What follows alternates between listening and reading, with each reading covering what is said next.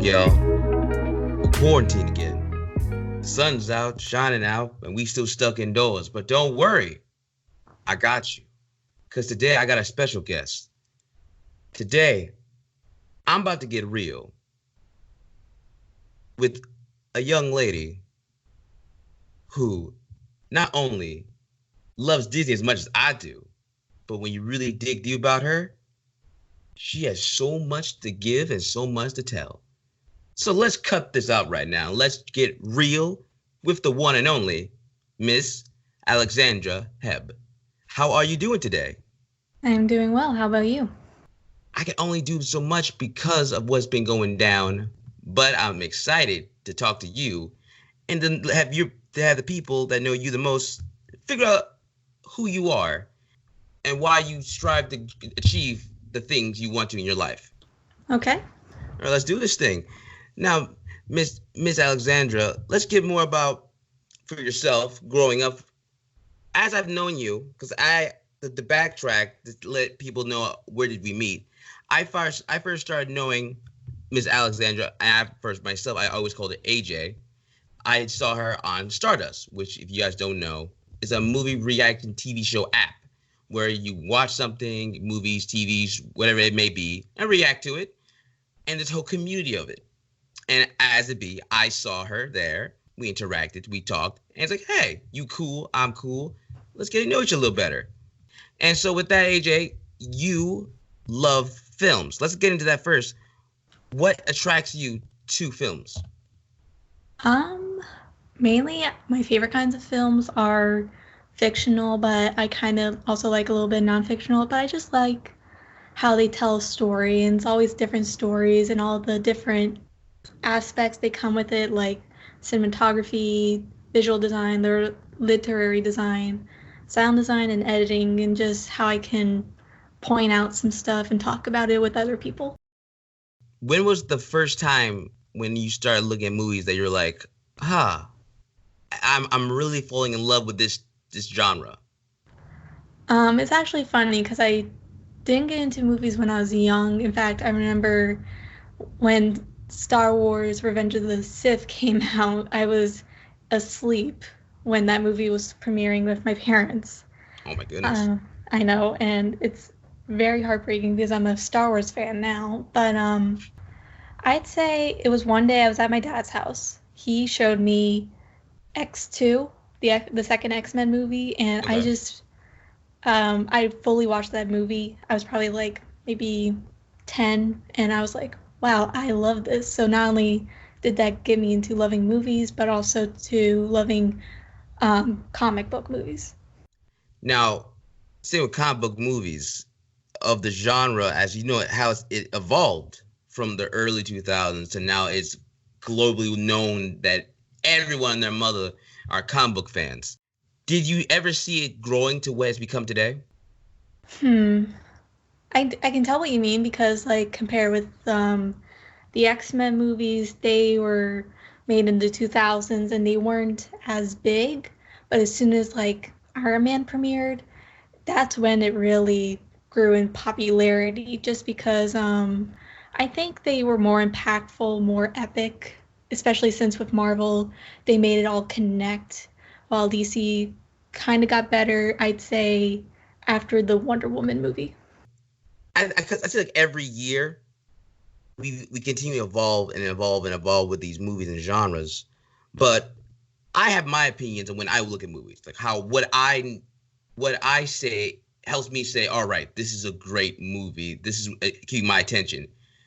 How do you look at a movie for yourself that makes you say, okay, this is what Alexandra loves in a movie?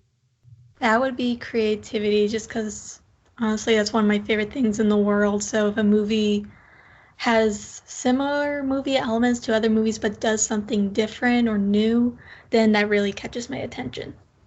Are there any types of other genres besides comic book movies that are in your top tier, like any of the top 3 movies that you will always go to the most? Yeah, so like my other favorite genre of movies are like fantasy, romance, action. Trying to think. I also really love foreign movies, especially Studio Ghibli movies, because that's where the creativity really hits. But there's also movies like Pan's Labyrinth, which is one of my all-time favorite movies.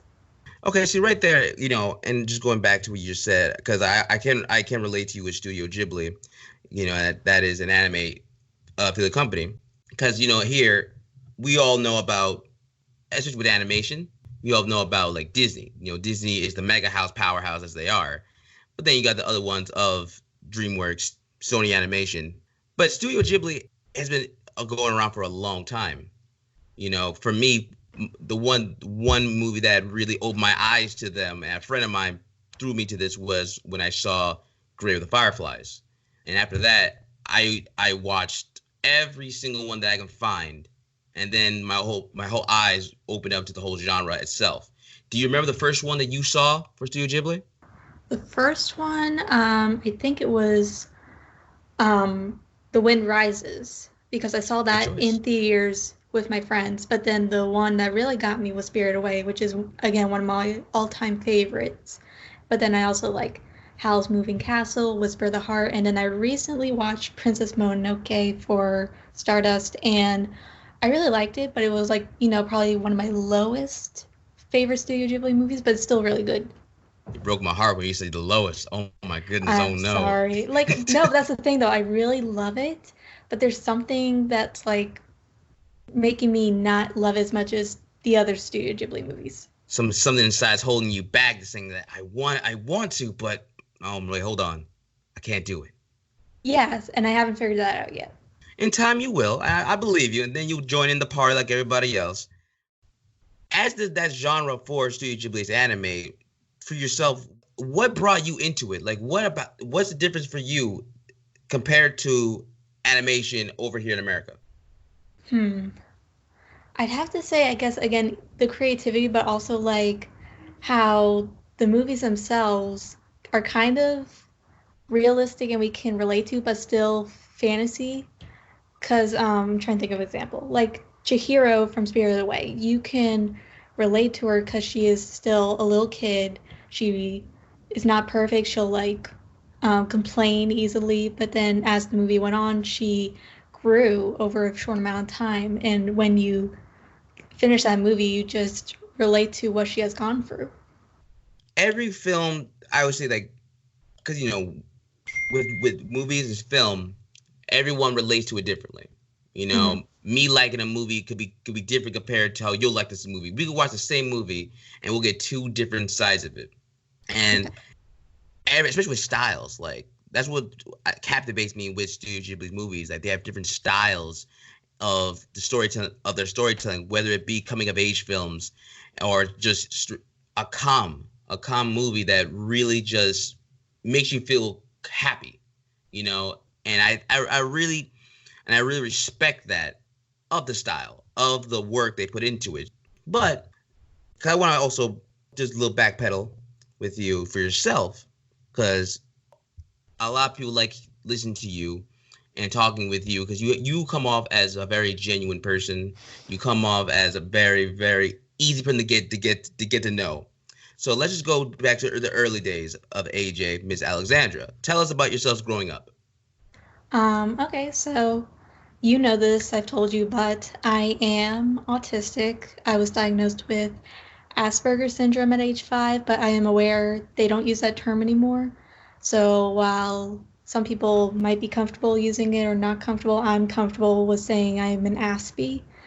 And my mom was the one who figured it out because she studied speech therapy. So as soon as I started showing symptoms at like 2 or 3, she's like, okay, something's up with her. She took me to a therapist. They gave me all the forms, and she got me to all the IEP classes. So if it wasn't for her early intervention, I don't think I would have progressed as much as I did today. How was that for you? I mean, look, especially at a young age of finding that out for yourself, how was it? Like, was it a lot to take in, or was it easy to grow up with the community that you had in the family? Yeah, there is a complicated history. So first, I didn't figure it out until I was like 13, because since I was diagnosed young, I kind of like grew out some symptoms, but I still kept some. And I just remember one day I went to church with my family and they had me wear one of my sister's formal dresses. And for some reason, I was not comfortable with that. So when we were driving, I just started to break down. And I was like, why am I crying over this? So I asked my mom. She's like, well, you were overwhelmed. That's because I better explain to you how you were like when you're little. So when I figured out, I was at first confused, but then honestly I consider it my superpower, this autism of mine, and I've never been bullied or anything. I went to great schools. The only thing was I think students misunderstood me. One person thought I was emo just because I never talked. I get that Um, assumption. yeah, and I like to dress, in sweatpants and sweatshirts because it's 6 in the morning. I don't understand how people can dress up so fancy for school. Look, you'll be Uh, comfortable. All right, come on now. That's the number one thing about going to school. yeah, like I'm too tired to care. Um, and so, yeah, while I was never having any trouble with school and all my family members were supportive, there was a time a few years ago where I went to my dad's house. They divorced when my brother was like very little. Um, and he never talked about my autism, but one day his wife was just like, hey, who diagnosed you, by the way? And they never talked about it. So I got excited to finally talk about it with my dad and stepmom. But unfortunately, when I even showed them the papers from my diagnosis, my dad denied me having it. He thinks I'm just socially anxious. He doesn't think I'm autistic, and it broke my heart. But luckily, it didn't ruin our relationship. I still talk to him, and he's still very respectful of who I became. And it makes me sad that I can't talk about it with him sometimes, but I'd rather have that than ruin our relationship. That's a good, because sometimes, when other, especially people in our family, sometimes isn't not even don't get it, or they don't want to come to terms with it. It's hard to open up, you know. But that is good that no matter what, you still love him and he's still very important in your life. No, go ahead. Oh, okay. I was just about to also add, like, then recently, in October, that was when I got diagnosed with panic disorder. So when I was going through very rough times, my dad one day came over. He took me on a drive, and he was just had questions on what's going on because I don't think he ever heard what panic disorder was. Me and my mom, we didn't know what that was, but I researched, learned about it. So I explained to him what I would always feel, and he was, I guess, very confused. Like, how could that happen? You just should pray to God and you'll be healed. But I explained to him, like, no, this is something I can pray about, but I have to also work on controlling these random panic attacks and like take care of myself. How are you dealing with that on a day-to-day basis for yourself? Do they just come, or is it something that normally just happens on a blue moon? Yeah, so that's the best definition you can give panic disorders, that they are completely random, the attacks, and that they don't have a trigger. You can't figure it out. So when I got diagnosed, I tried to just do therapy.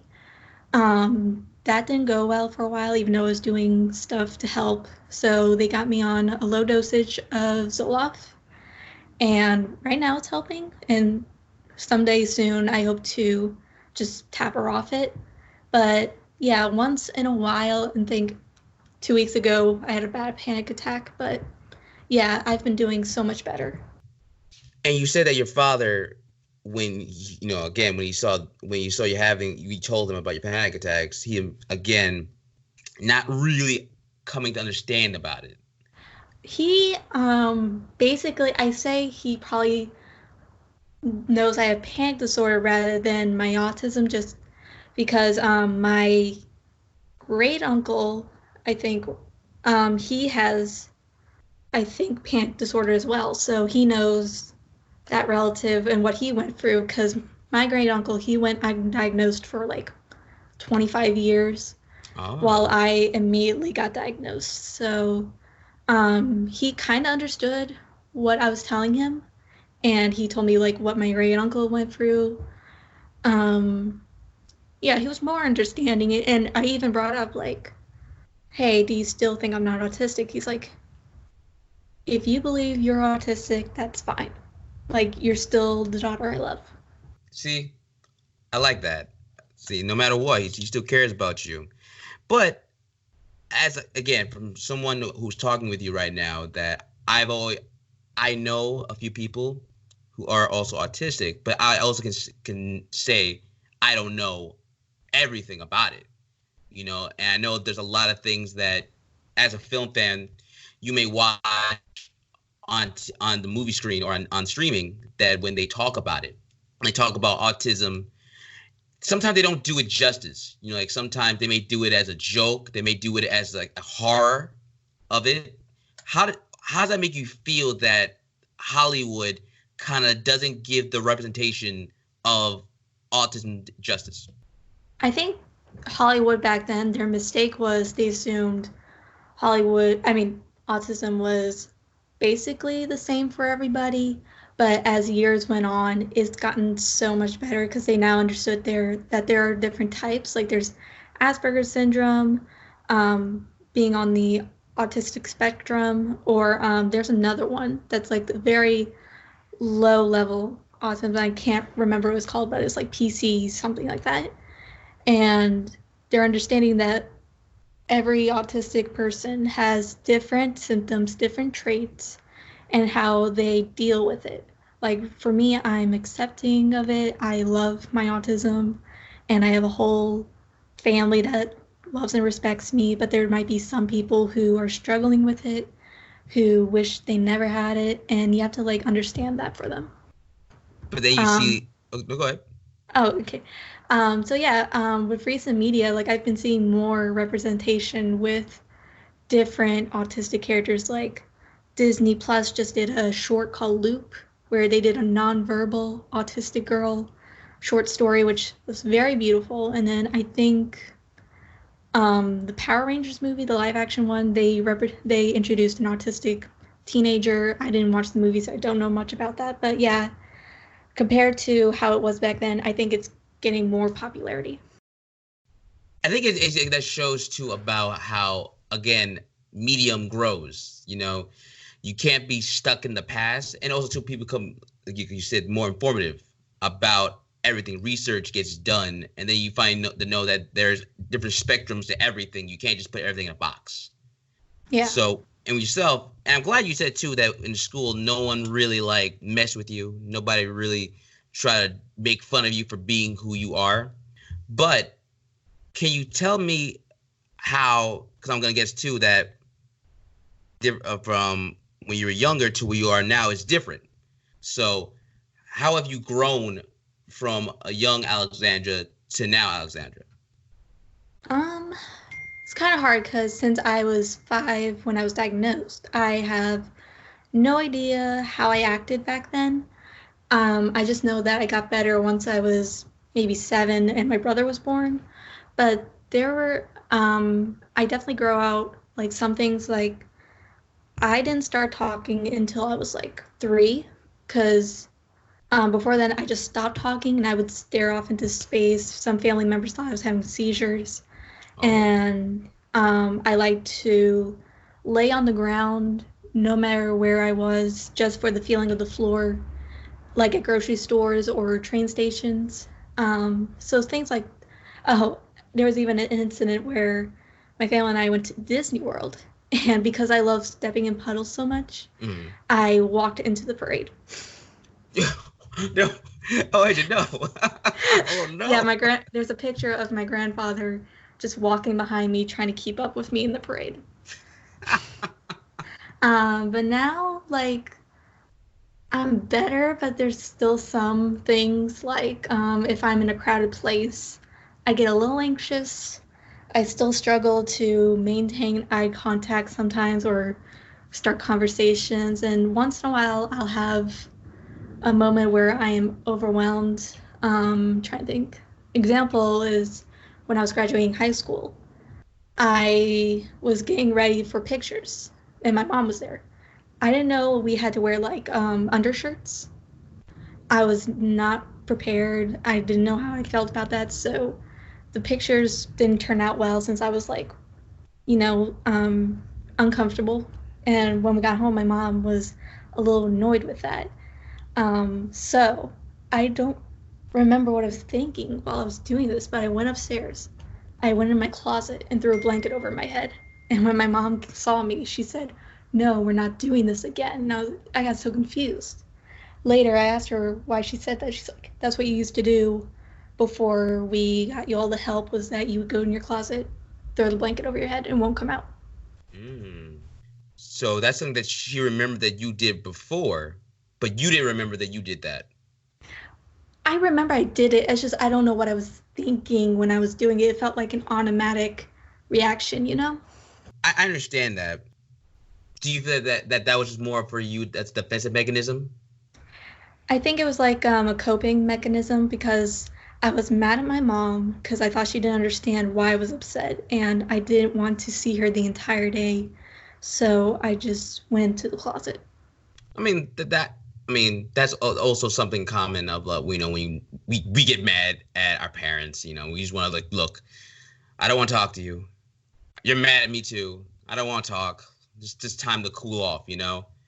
Yeah, but that's the weird thing. I hardly ever get mad at anybody, especially my mom. Mm-hmm. So to have one of those rare moments where I am mad at her and to do that was kind of scary because I've never done that before. But according to her, I did that when I was little.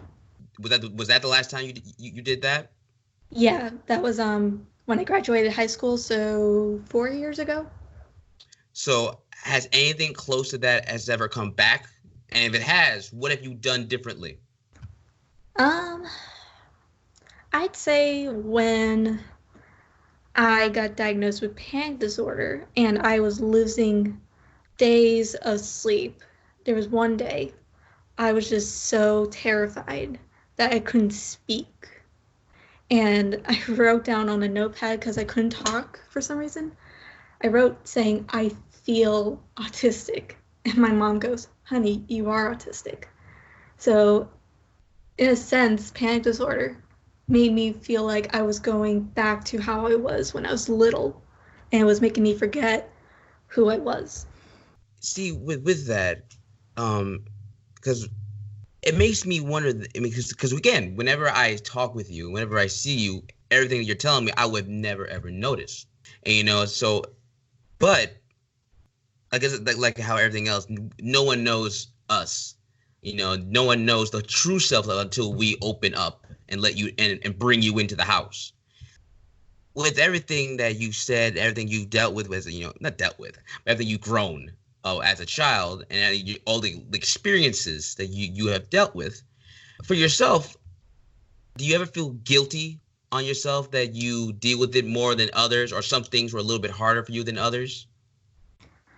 Um, no, I don't think I have, just because I know, like, with my mom's intervention, I'm probably doing much better than other kids who are on the spectrum or have Asperger's syndrome. And same thing with panic disorders. Like, as soon as I got the diagnosis, I probably did so much better than others because I've read stories where people who didn't know would suffer from anxiety attacks for years. And I would think, like, how do you survive? How do you go on? But they do.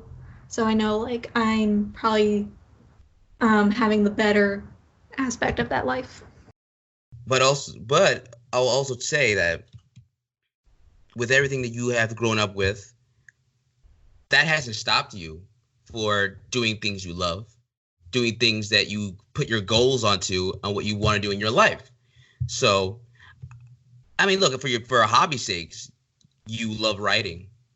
You are a sick photographer. I'll say that much. I've seen some of your stuff on Instagram. Like, I wish I could do that with my camera. My goodness gracious, you know, you're an artiste, not an artist, artiste. It's, you know, of all those three, being a writer, an artist, a photographer, what does it give? What does it give you whenever you do those things? Does it give you relief? Does it bring you happiness? It brings me happiness, but it's also, I guess, a way to express myself since I am quiet and sometimes my expressions can't be read. So I prefer writing what I want to say or taking a picture of how I feel about certain things. And sketching wise, I'm like still trying to learn how to improve that, but it just I guess relaxes me when it comes to sketching. Like just focusing on that, it makes me forget about everything else. And let's not forget too, yourself, you're also learning a career. Yes. If anyone that doesn't know your career path, please let them know. Okay, so for a while now, I've been studying early childhood education. I wanted to be a daycare owner, but over time, I didn't know if that was possible. But then 2 years ago, I did a tutoring program at an elementary school for a student who was struggling to read and write. And I realized I love to read and write. I love working with kids, so I want to be a reading specialist. That's what I'm working on right now. But with everything going on, I haven't been taking the tests required for me to graduate community college. You're not the only one, all right? Yeah. Life has been giving us the right hook so bad that we're all just taking a break, But once life gets on the track, we'll get to where we want to be. But why do you want to do that with yourself? Why is this the career path that AJ has set herself for? Well, I know it's like kind of silly for some to do an occupation you enjoy because sometimes that's not practical, but I just feel like that's something easy for me, or not easy, more comfortable for me since I love reading, I love writing, I love being with kids, and I know I'm getting better with my autism, but there are some limits I will have when it comes to um, certain things. So I feel like doing something that I know and love will be so much easier for me. Has it ever crossed your mind that if you ever get this career going and you may be taking care of kids who may also be dealing with some autism as well, but with the experience that you have, would it be easier for you to help them? See, that's the not confusing. A complicated part is that while I do work with kids sometimes, I haven't worked with a lot of disabled kids. Like I only have been taught what to do for some of them, but I haven't had the experience. So while I'm autistic, if I come across a student with autism, not only do I have to remember what I've learned, but also like learn about that student specifically, like what their needs are, and apply it to the environment.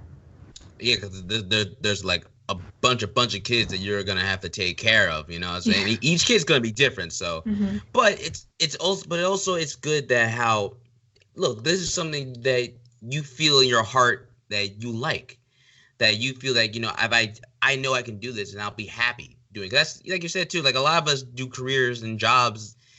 A lot of people aren't happy with it. They leave college and they say, I'm going to go this way. And then 4 or 5 years later, they turn left and say, I don't want to do that. I'm going to do this instead. So nothing's ever guaranteed. But if you ever do find that career, that one, like, yeah, I like doing this. It makes me happy. Go with it. Take that ball and run with it. Yeah, I definitely agree with you because the only job I've ever had was working at a children's retail store for 4 years now. That's on hold, but while there are some bad days or days I'm overwhelmed, I enjoy working with the employees I work with, even though like with some of them I had to take months to build a relationship with, but they're just so much fun to work with. But like relationships in jobs especially, it all goes with who you work with, because the job can be hard at times, and there's also the employees that you like, but you don't really want to see them on the next day. But then there's the ones that make the job a lot easier because you enjoy each other's company, And then by the time your shit might start 8 o'clock, and oh snap, it's already 10 o'clock. Time just flew because you enjoyed each other's company. Yeah. But and just going back to for yourself, because whenever I see you back to Stardust, whenever I see you review movies, especially because I know sometimes on Stardust when you review movies, you whisper because you can't be too loud for your family. Yeah. But I call them for myself. I call them AJ's whispers. So I'm like, she can't get too rude with us. She gotta keep it down a little bit, But that's what I mean. Whenever I see you talk about whether it be some Disney movies, whether it be any other movie or any genre, and you just really just going inside about it, I see the glow and happiness from you. And that's what I mean about even when stuff that we are dealing with that, again, people on the outside don't know, you still can do it. You can still have fun with it. But with you, AJ, like how you handle yourself and the way that for somebody who deals with panic attacks at times, who has Asperger's, who's autistic, none that really stops you from doing what you like. So what can you tell somebody who is having or dealing the same things you're dealing with? What would you tell them to keep them up and encourage them? The one thing I can just definitely say is like, if you ever are having trouble with something or you feel hopeless, the best thing you can do is just get out of bed on that day, every day. Because when I was having panic attacks, when I felt like this would never end, I at least get out of bed, and that would make me feel better just because you're doing something for yourself. You're not just sitting there in those negative thoughts or hopelessness. You're getting out of the room. You are doing something for yourself. And if you are dealing with an anxiety disorder or something negative for the autism, I recommend research. Like, even if it sounds like nonsense, with enough practice, you'll master it. Because it took me that long to like understand how to approach panic attacks, how to approach intrusive thoughts. It just takes time and practice. And for those who don't understand it, the ones who see someone who deals with these symptoms, but they don't get it or they don't want to get it, and they just want to say mean, crude things, what would you tell them? Put yourself in that person's shoes, because even if the person themselves doesn't know what's going on, you should ask them what they're feeling, because their feelings are absolutely true. What they're thinking, though, it may not be true. So just asking, like, what are you feeling right now? Like, what can I do? Just is everything, because that's what my family members would do when I was having a panic attack or just feeling hopeless. They'd just be like, what can I do? Like, they made sure to focus on me, not just be like, oh, it's nothing, you're fine, just get over it. They'd just be like, what are you feeling right now?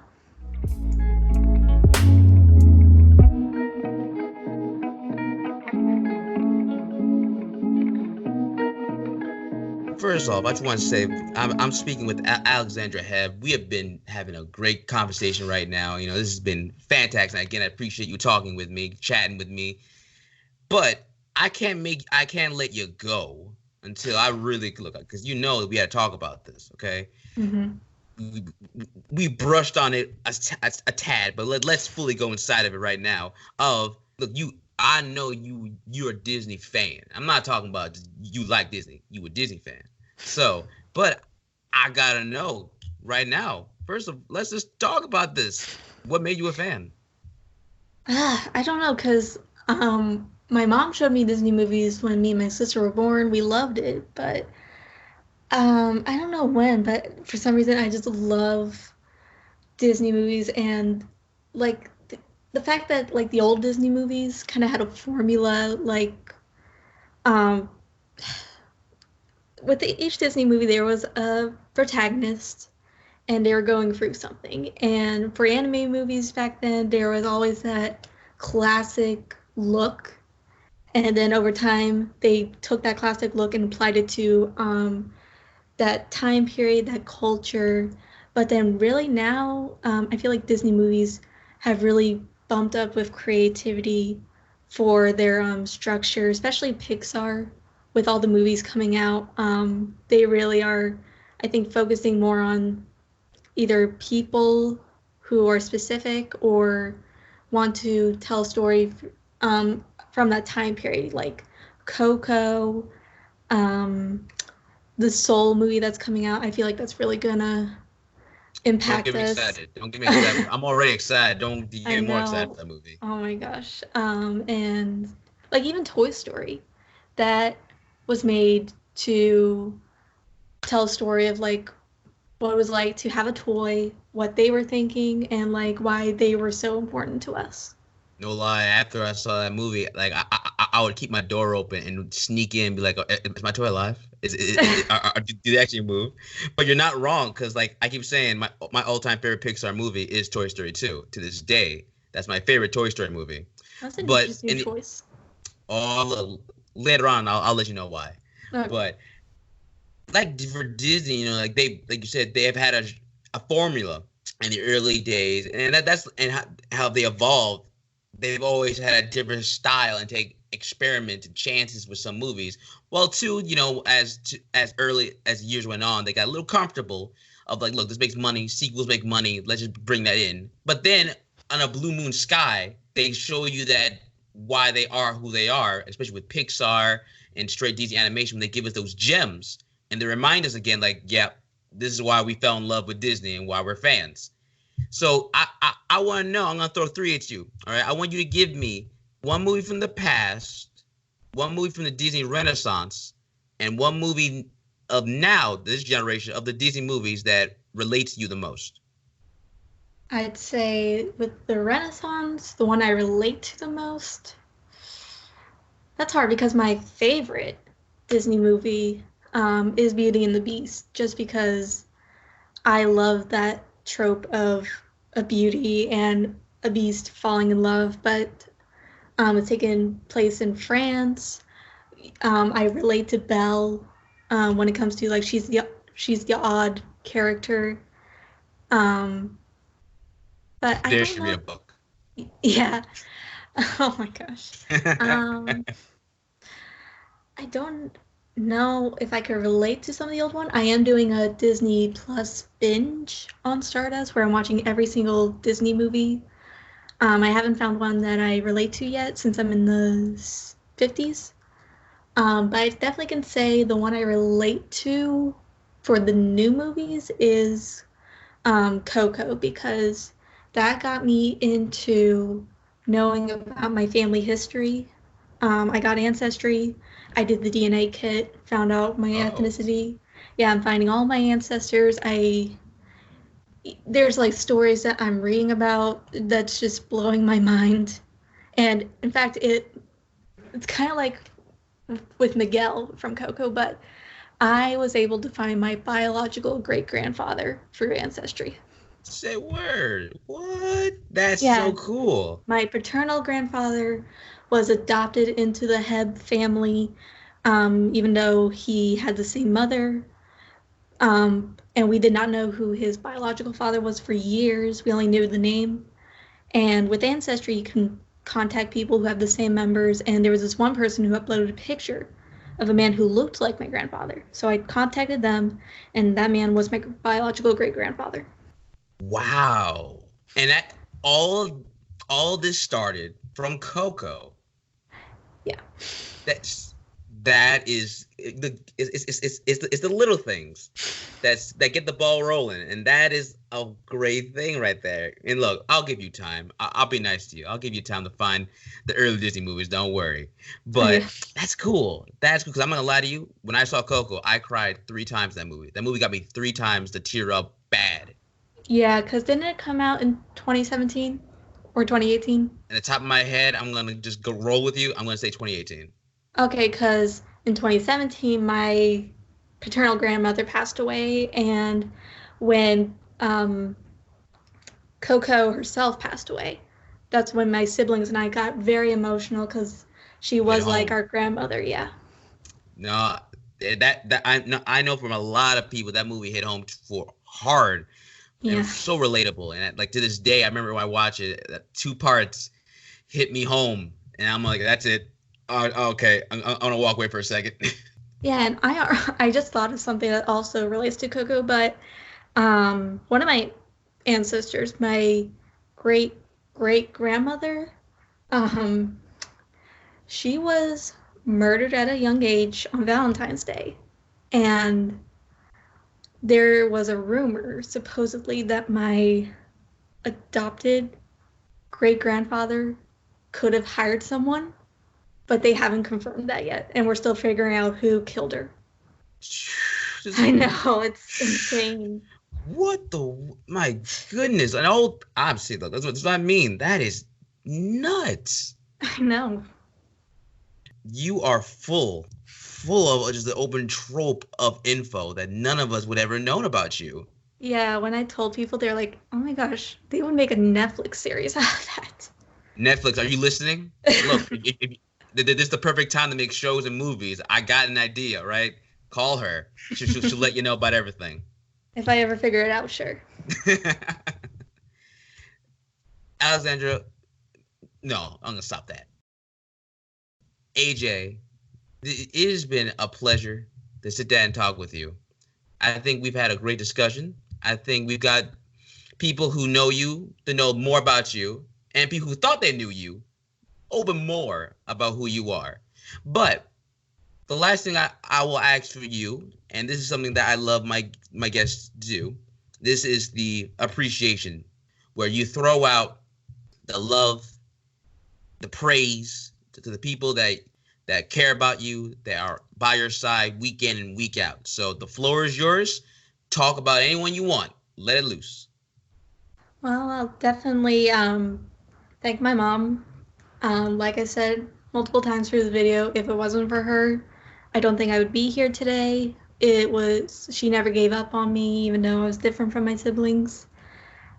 She got me all the help I could get, and she's always so supportive. And then I'd also like to thank my grandmother who passed away, because in a way I feel like I've gotten a lot of my personality from her. And ironically, when I was going through old pictures, I found a picture of her mom when she was young, and she looks exactly like me. Because I don't look like my mom or dad. I look like her mother, my grandmother's mother. And then I just want to thank God, because He made me who I was. And even when I was going through panic disorder and felt like, why are you making me go through this? I felt like it got me closer to Him. That's beautiful. That is a great sentiment right there. Your faith is strong. You know that with Christ by your side, anything is possible, as always.